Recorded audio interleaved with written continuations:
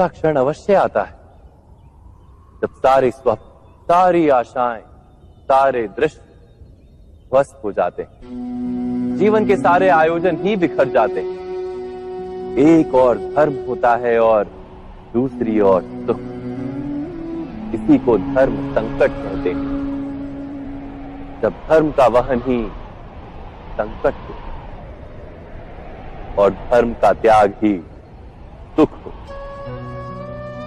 विचार कीजिए, कभी किसी स्वजन के विरुद्ध सत्य बोलने का अवसर प्राप्त हो जाता है, कभी ठीक दरिद्रता के समय सरलता से चोरी करने का मार्ग प्राप्त हो जाता है, कभी किसी शक्तिशाली राजनेता या राजा के कर्मचारी का अधर्म प्रकट हो जाता है। सबके जीवन में ऐसी घटना बनती ही रहती है। अधिकतर लोग ऐसे किसी क्षण को धर्म संकट के रूप में जान ही नहीं पाते।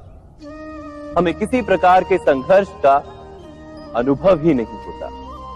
सहजता से सुख की ओर खींचे चले जाते हैं, जैसे मक्खी गुड़ की ओर खींची चली जाती। वास्तव में धर्म संकट का क्षण ईश्वर के निकट जाने का क्षण होता है।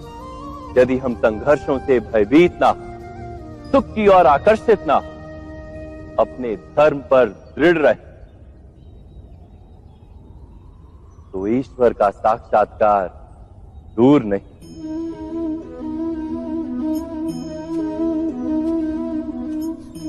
पवन से युद्ध करने वाला पत्ता यदि पेड़ से गिरता है तो भी आकाश की ओर उठता है।